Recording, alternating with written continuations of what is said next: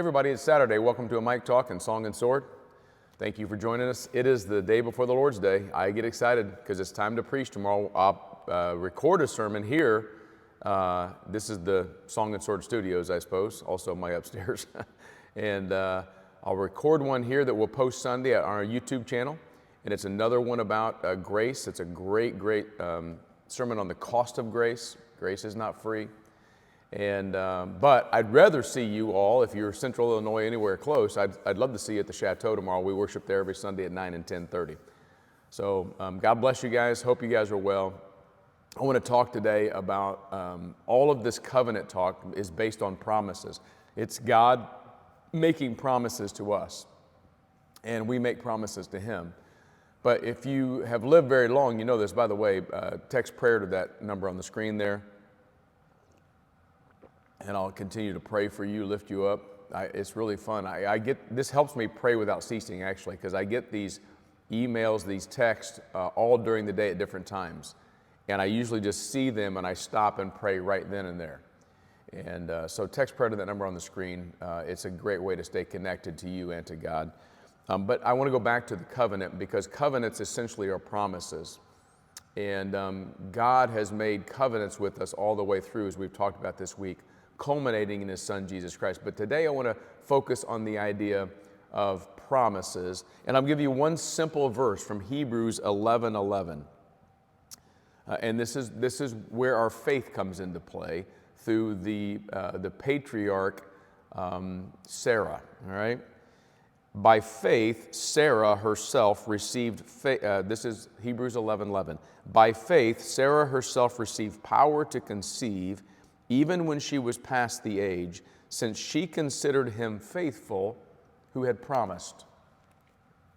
Sarah, you know, was Abraham's wife, and she was barren. She had no children, and she was that way all the way up to age 85.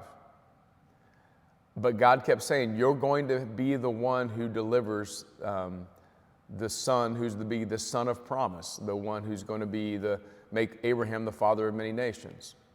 And God kept saying, Sarah, you're the one. She's like, how can this be? At one point she laughed, which is why we think maybe Isaac got his name. Yitzchak is Isaac in our vernacular, and it means to laugh. His name means laughter. But the point I want to make here is that Sarah, she conceived because she considered the one who made the promise to be faithful. Have you ever broken a promise? Could be anything from saying you're going to take your kids or grandkids to Chuck E. Cheese, to a promise you made your wife to take out the trash or do something around the house, to a promise you made to somebody at work that you would get something done. We've all broken promises. And here's the thing that I want you to take into this Saturday as we prepare our hearts for the Lord's Day to worship Him and get in His Word. God never has broken a promise. God has never broken a promise. And that's what Sarah kept saying, well, God's faithful. He's dependable. You can count on Him. Because when He says something, He does it. His words never, maybe yes, maybe no. His word is, here's what I'm going to do. And when He says something, He keeps His promises.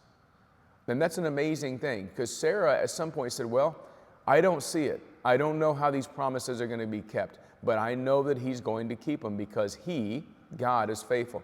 God's going to keep every promise that He's ever made to you and to me, because He's faithful. He is going to make things turn out for the good for those who love Him. He is going to give us eternal life. He's going to take away the pain and death and suffering. He's going to overcome our sin. He's going to forgive our sin. He is going to make a way for us. God's promises, when He says it in His Word, He is going to do it. Every promise of God today, you can count on it, because He's one who has never broken a promise. That's a good place to end our discussion this week as we think about covenants.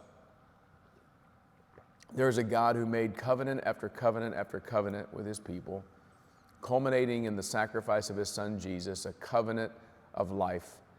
And God keeps His promises. Today, I don't know what's going to happen in the world.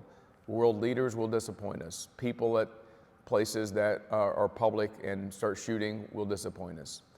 Our health might disappoint us. Even our families, our loved ones, our closest ones could disappoint us today. But God will not disappoint because His promises remain, and they will be kept because our God is faithful. Take that through your Saturday. Rest up, pray up, worship up, get ready to receive the word of the Lord tomorrow. God bless you guys. We'll see you soon.